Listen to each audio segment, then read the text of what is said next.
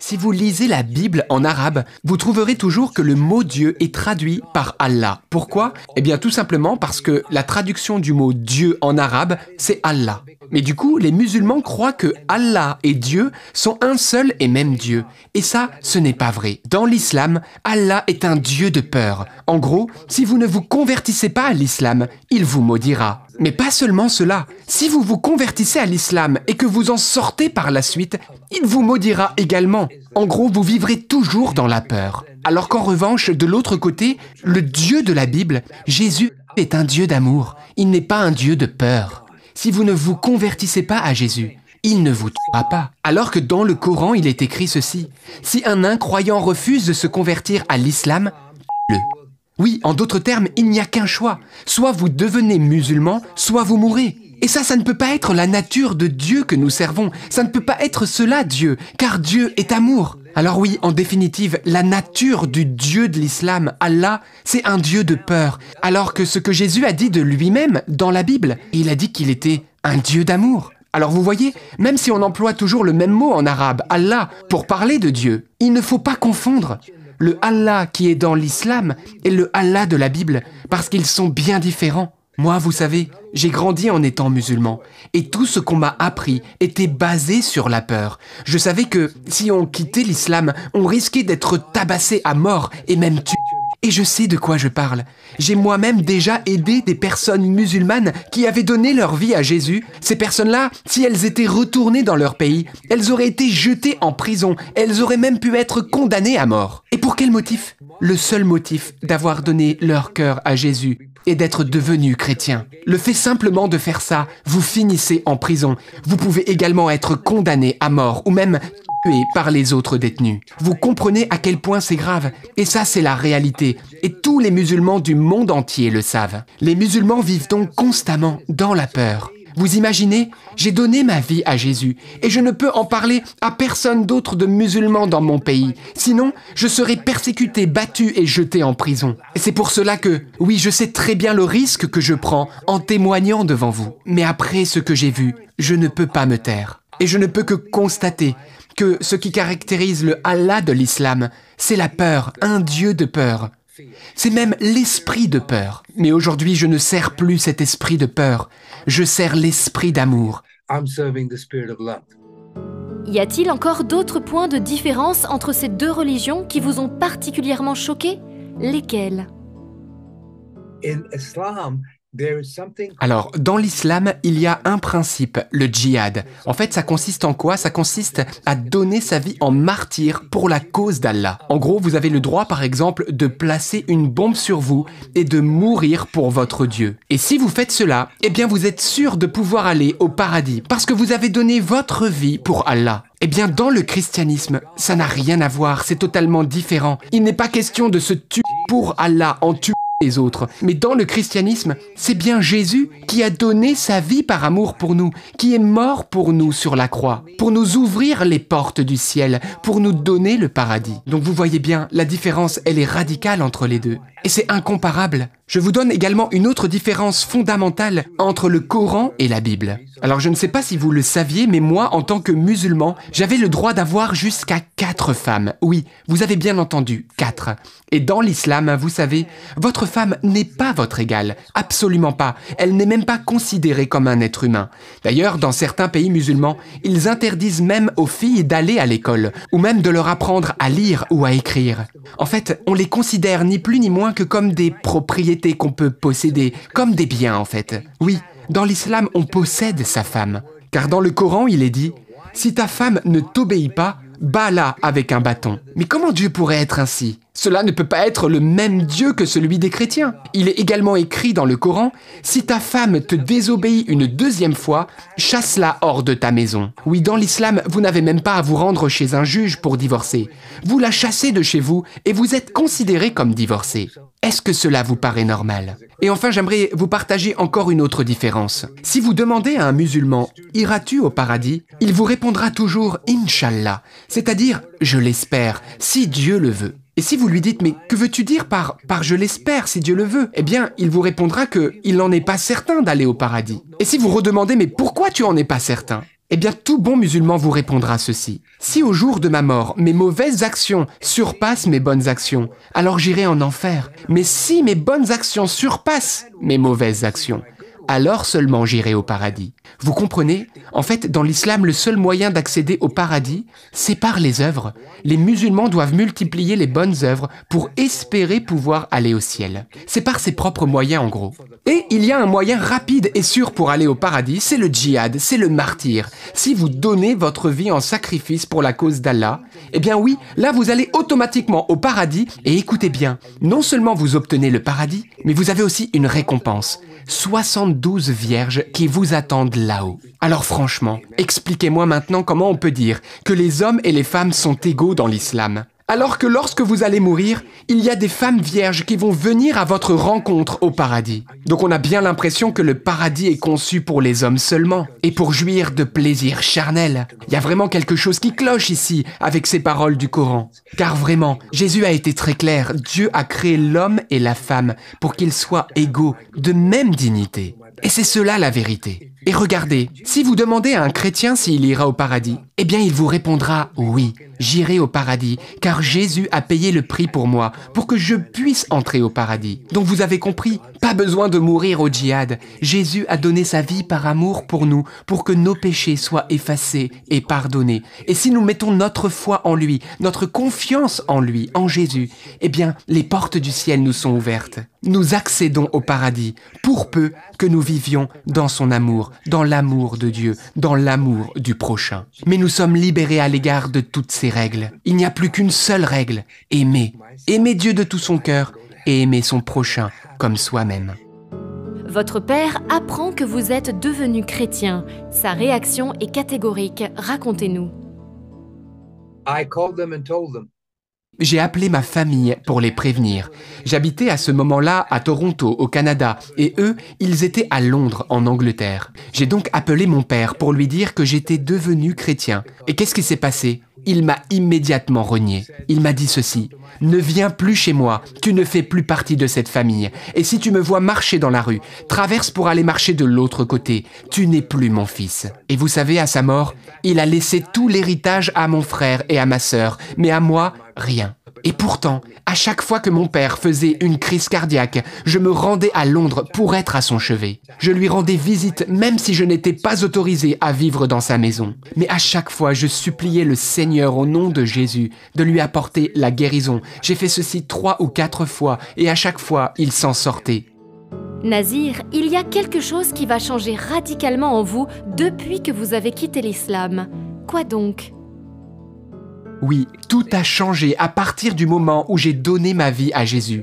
J'ai commencé à chercher une église près de chez moi pour pouvoir en savoir plus sur Jésus, pour en apprendre davantage et grandir spirituellement. J'ai retiré de ma maison tous les objets relatifs à l'islam. Et en effet, tout a changé. Ma vie et même mon caractère. Vous savez, avant, j'étais quelqu'un qui ne vivait que pour le travail. Et ainsi, j'ai modifié ma manière de vivre pour ne pas retomber dans cet acharnement au travail, comme ça l'avait été dans mon passé. Donc oui, j'ai changé pas mal de choses dans ma vie et j'ai commencé à me rendre à l'église 2 fois par semaine pour mieux connaître la parole de Dieu. Parce que oui, Jésus n'a pas donné sa vie pour moi pour que j'aie une vie insupportable. Il n'a pas donné sa vie pour que je mène une vie invivable. Non, il est écrit ceci dans la Bible, que Jésus a donné sa vie par amour pour moi, pour que j'aie la vie et la vie en abondance. Et c'est ce que j'ai commencé à expérimenter avec lui.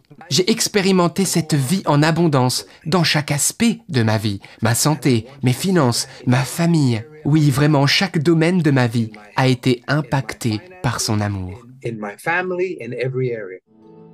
Vous commencez à témoigner de votre expérience surnaturelle avec Jésus et à prier pour les malades.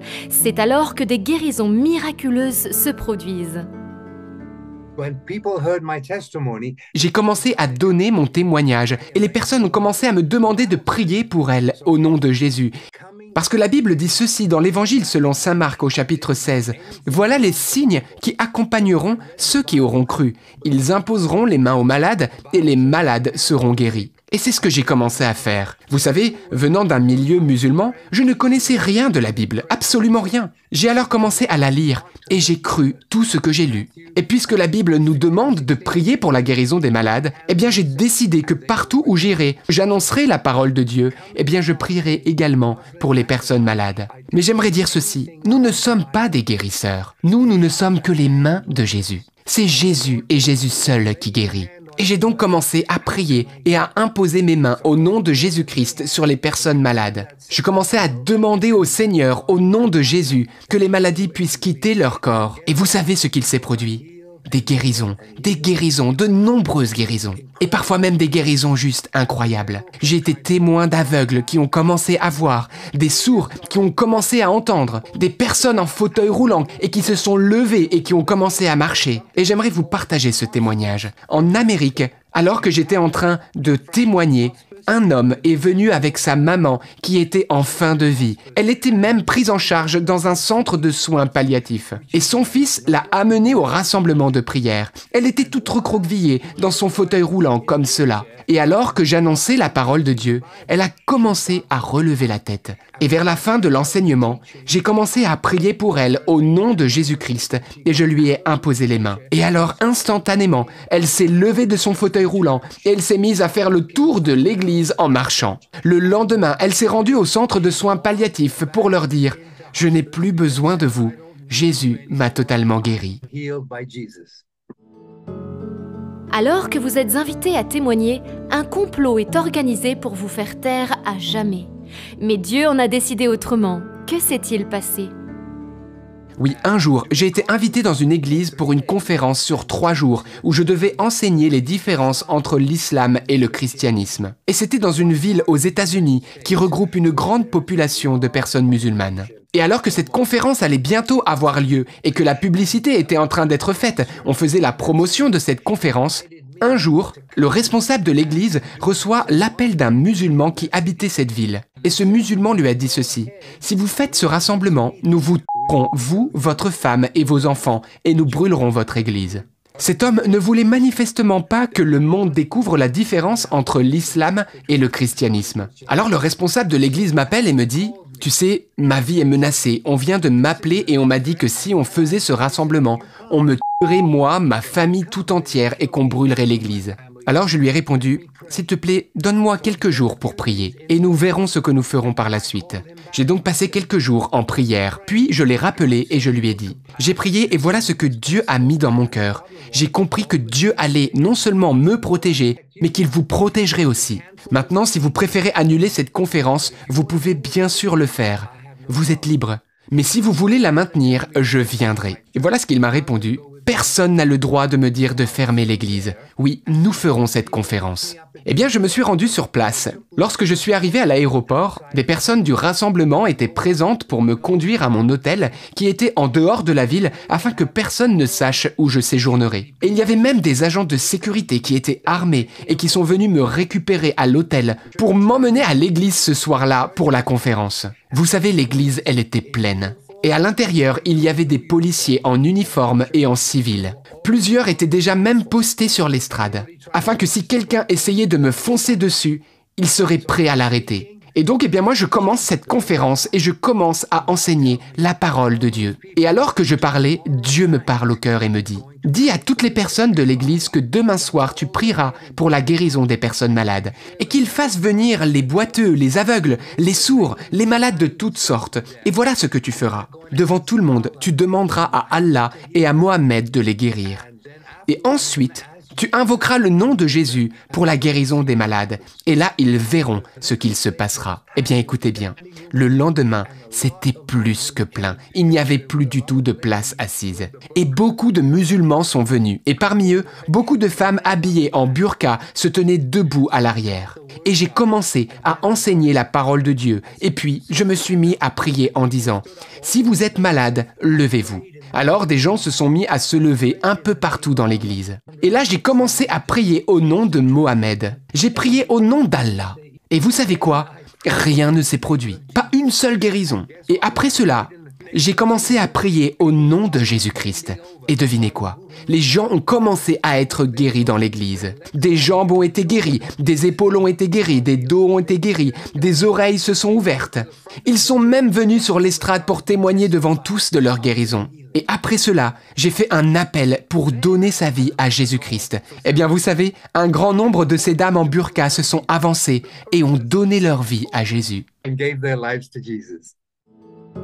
Nazir, vous faites un AVC en 2020, mais Jésus vous accordera une fois de plus la grâce de la guérison totale. Racontez-nous. 5 years ago, Il y a 5 ans, j'ai dû être emmené d'urgence à l'hôpital car j'ai fait un AVC.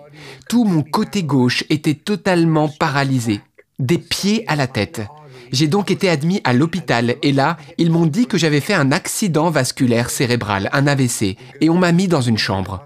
Le médecin est alors entré et il m'a dit « Il y a des personnes comme vous savez, qui ont le même problème et qui sont ici depuis plus d'1 an, toujours clouées au lit. » Je lui ai alors répondu « Docteur, vous ne comprenez pas, je ne peux pas rester ici. Il y a des personnes qui m'attendent, qui ont besoin de moi. Je dois aller les voir.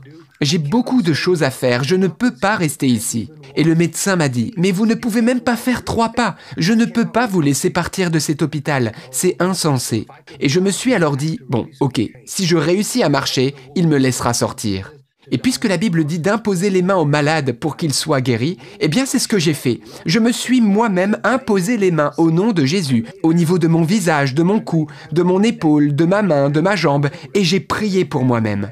Eh bien le 5e jour, j'étais capable de marcher le long du couloir tout seul. Et 6 semaines plus tard, j'étais en Terre Sainte avec de nombreuses personnes et nous avons marché là où Jésus avait marché. Et j'ai pu enseigner la parole de Dieu là où Jésus avait enseigné la parole de Dieu. Vous voyez, rien n'est impossible à Dieu. Dieu est tellement merveilleux. Donc oui, du combat, des attaques spirituelles, j'en ai eu. Et même des maladies, j'en ai traversé. Mais Dieu a toujours été là pour moi. Que voudriez-vous dire aux personnes musulmanes qui vous regardent maintenant? if you're a Muslim watching this show, Si tu es musulman et que tu regardes cette vidéo, nous pouvons nous comprendre, toi et moi, car nous avons été élevés de la même manière. Mais tu sais, sache que mon témoignage est véridique. Lorsque j'ai été malade et pas loin de mourir, alors que je n'avais plus figure humaine, ce n'est ni Muhammad ni Allah qui est venu me guérir. C'est Jésus. S'il te plaît, écoute attentivement ce que je vais te dire maintenant. Il y a une différence importante dans le Coran. Tout n'est pas vrai. Le Dieu du Coran n'est pas le Dieu véritable. Car tu le sais, si nous quittons l'islam, nous sommes passibles de mort. Et nous avons peur de Dieu et peur de son châtiment. Mais Dieu ne veut pas que nous vivions dans la peur, mais dans l'amour. L'amour bannit la peur. Jésus t'aime et il a donné sa vie pour toi. Et comment tu peux rencontrer Jésus? Eh bien, tourne-toi vers lui, crie vers lui, donne-lui ta vie, apprends à connaître sa parole. Et alors tu vas te rendre compte que ta vie sera complètement transformée et tu vivras cette vie que Dieu a prévue pour toi depuis si longtemps, une vie pleine de bonheur. Pouvez-vous prier pour les personnes malades qui suivent cette émission? I'd like to pray for you right now. Je prie pour vous maintenant. Comme il est écrit, toute autorité sur terre et dans le ciel a été donnée à Jésus. Et Seigneur, tu as donné cette autorité à ton Église pour qu'elle l'exerce en ton nom, Seigneur. Alors maintenant, dans le nom de Jésus, le nom qui est au-dessus de tous les noms, j'ordonne au nom de Jésus à toutes ces souffrances et maladies de quitter votre corps maintenant. Au nom de Jésus-Christ, je m'adresse à chaque cellule, à chaque os, à chaque organe. Obéissez à la parole de Dieu. Soyez totalement guéris et restaurés au nom de Jésus. Oui, Seigneur, je te rends grâce. Que ta volonté soit faite maintenant. Oui, frères et sœurs, recevez maintenant, alors que nous sommes en train de prier, cette même onction de guérison qui a touché cette femme qui perdait du sang et qui a été instantanément guérie. Recevez cette onction de guérison qui a permis à l'aveugle Bartimée de voir instantanément. Recevez cette onction de force au nom de Jésus. Oh oui, Seigneur, fais couler ton onction maintenant, à travers les réseaux sociaux, pour atteindre chaque personne malade maintenant. Et que ton Esprit Saint puisse chasser toute maladie. Car Seigneur, tu es un Dieu de guérison et de restauration. Et comme dit l'Écriture, par tes plaies, ils ont été guéris. Je te rends grâce, Seigneur. Ô mon Dieu, ensemble, nous te donnons toute la gloire, tous les honneurs, toute la louange, dans cette prière que nous t'avons fait au nom puissant et incomparable de Jésus-Christ. Et si vous avez à cœur de recevoir tous les bienfaits de cette prière, vous pouvez dire là où vous êtes un beau Amen. Say amen.